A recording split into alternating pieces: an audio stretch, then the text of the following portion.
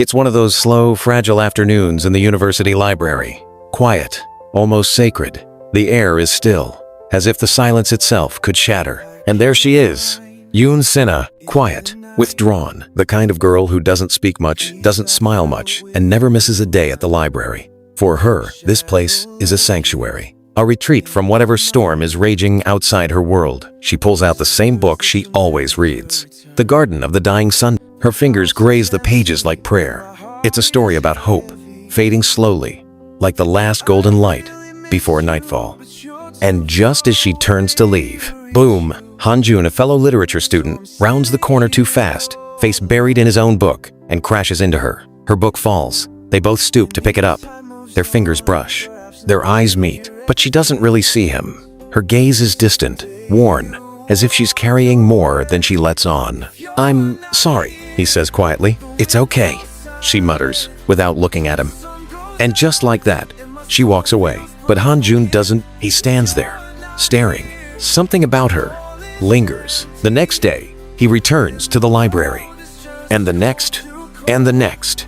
And she's always there. Same seat, same book, same quiet sadness that makes his heart ache in a way he can't explain. He watches her, not like a creep, but like someone trying to understand a puzzle he's never seen before. Someone who wants to help, but doesn't know how. So he writes her a note, slips it into the pages she always stops at.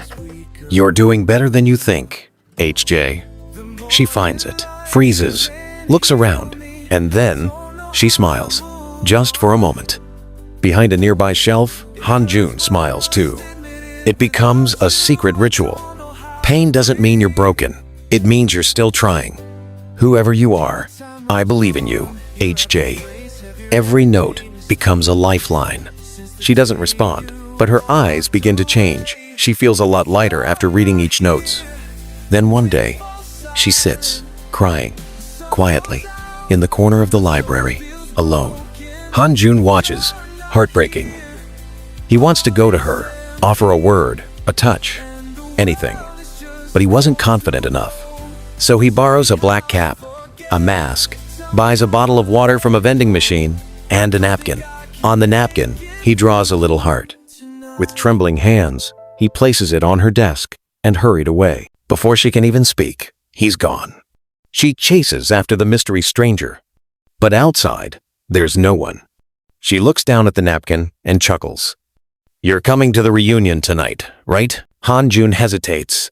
"I forgot. Can't. Got plans." "Plans?" Hyun Jae raises a brow. "Let me guess. Library?" Just then, Sena walks past, head down, book clutched tightly to her chest. Hyun Jae catches the way Han Joon stares.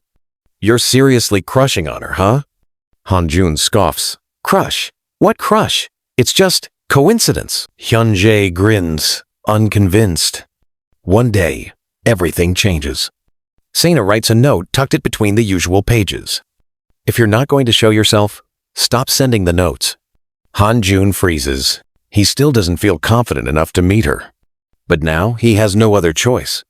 He writes back, "Meet me, basketball court, campus 2, 7 p.m. It was the place he and Hyun Jae used to hang out during their first year. The rain starts at 6:30. Han Joon gets ready anyway, jittery, umbrella in hand. He tells his mother he's meeting with Hyun Jae in campus, and they were going to a school reunion together, and he left. But then Hyun Jae suddenly shows up at the house. "What do you mean, reunion?" "He told me he was going to the library. I only came to see if he has changed his mind." Han Joon's mother is confused. "Library? He said you two were meeting in campus." Hyun Jae's eyes widen. He dashes into the rain. Han Joon is already on his way to the basketball court. Running, heart pounding. Due to the rain and slippery road, a car loses control and boom, screeching tires, knocks down Han Joon, and everything goes blank. Meanwhile, Hyun Jae is already at the basketball court. It is the next places he goes to when couldn't find Han Joon at the library. The rain pours relentlessly, soaking through his clothes as he scans the empty court. He calls Han Joon's phone once, twice, no answer. His brows furrow with concern. Then, suddenly, she appears. Sena, soaked, breathless. Her eyes land on Hyun Jae, standing alone at the center of the court. And without warning, she runs to him. Tears streaming down her face, mixing with the rain. She throws her arms around him. Hyun Jae, caught completely off guard, drops the umbrella in his hand. It hits the wet pavement with a thud. For a moment, he just stands there, frozen. But then his arms, almost as if moving on their own, gently wrap around her, carefully, tenderly. Something stirs inside him. A flicker, a strange, unfamiliar warmth. Something he hasn't felt before. Soon an ambulance siren, and Han Joon was rushed to the hospital covered in blood. Han Joon's mother arrived shortly in tears. Over the next few days, Han Joon lies unconscious, bandaged. And in that time, Sena and Hyun Jae starts to spend a lot of time together. Sena is convinced that Hyun Jae is the one who's been leaving her notes because of the shared initials HJ. She doesn't mention the notes, and so he didn't ask her about that night. He just wants to be near her. Maybe fate brought them together. Maybe this is how it was meant to be. And just like that, they start dating.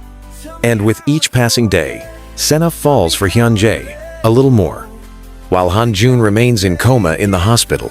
Every week, since the night of the accident, Kang Hyun Jae comes to visit Han Joon, who has been in a coma. The hospital is the same cold walls, quiet machines, and a still sleeping friend. Yet, Hyun Jae comes every single week. He brings comic books, fruit, silly stories from school, tells him that his mom is doing fine and he shouldn't worry. He really misses his friend. Hyun Jae seems to have found comfort in Yoon Sena.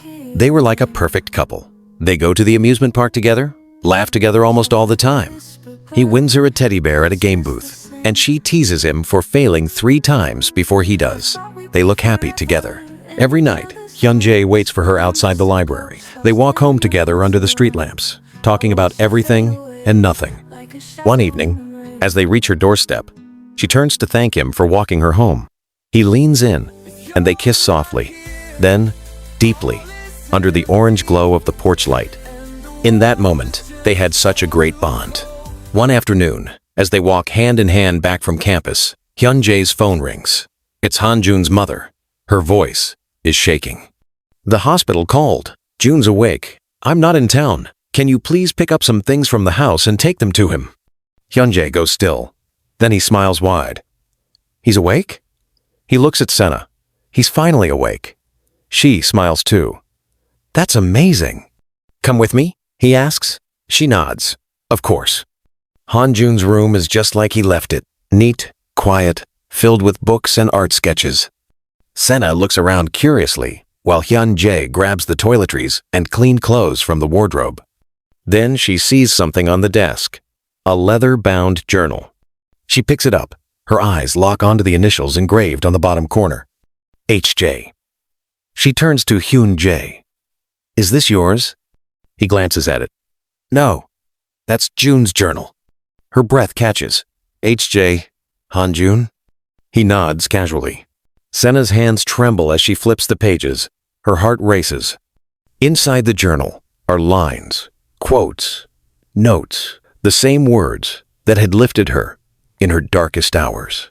She fumbles through her bag, pulls out from an old notebook one of the letters she had kept. She places it beside the journal. Same handwriting. It was Han Joon, not Hyun Jae. Hyun Jae notices her silence. Everything okay? She nods quickly, eyes watery. Yes, just tired. On the drive to the hospital, she doesn't speak. Every second, her chest tightens. Every breath feels heavier. She glances at Hyun Jae, guilt swallowing her whole. They arrive at the hospital. Inside, Han Joon is seated in a wheelchair by the window, pale but awake, eyes distant. Sena nearly breaks. Hyun Jae beams. Look who's finally up. He walks in and places a hand on his friend's shoulder. Missed you, man. Then he gestures towards Sena. This is my girlfriend. Sena. Han Joon turns. Their eyes meet, but he says nothing. Sena tries to smile, but her lip quivers. Her apologetic eyes staring back at him, trying to hold back the tears. Hyun Jae leaves the room to get some coffee. As the door closes, the air thickens. Sena walks to Han Joon slowly, then drops to her knees beside him. I'm sorry, she whispers, her voice breaking. Tears roll down her cheeks. I didn't know. I thought it was you. She continues, sobbing softly. The night of the accident, I was waiting at the basketball court. Then Hyun Jae showed up, and I thought you were the one. Han Joon finally speaks, softly. It's okay. It's not, she cries. You saved me. Your words saved me. I should have known. Unable to control her tears, she stands to leave, eyes red. But as she opens the door, Hyun Jae is standing there. Frozen. He had heard everything. Sena gasps. Their eyes meet. She quickly runs past him and out the hospital, unable to face what's just happened. Back inside the room, Han Joon and Hyun Jae sit in silence, no words. That night, Sena sits in her room, staring at her phone. Hyun Jae keeps calling. She can't answer. Her heart is split in two, and both sides hurt. She knows she truly loved Hyun Jae, but she also knows the love she felt was built on Han Joon's words. She finally makes a decision. The next day, she meets Hyun Jae, tears already in her eyes. I'm sorry, she says. I can't pretend anymore. He shakes his head. Don't do this. I'm transferring. Overseas. A fresh start. Hyun Jae's voice cracks. But you said you loved me. I did, she cries. But I hurt him. I hurt you. I don't deserve either of you. She walks away. Hyun Jae stands there staring at her as she leaves. A week later, Han Joon receives a letter from Sena. Forgive me for not being strong enough to face you again. I never really got the chance to thank you. Thank you for loving me. And thank you for your notes that helped me stay strong. I'll never forget you. He folds the letter and places it inside the journal. Then closes the book as he stares through the hospital window, lost in his thought. 2 years had passed. The world had moved on. Sena has left everything behind. She had flown across the sea to study art in Florence, hoping distance would make her forget everything. When she returned to Seoul, the city didn't feel the same. Quieter somehow, but in that quiet, she found peace. She didn't try to reopen the wounds of the past.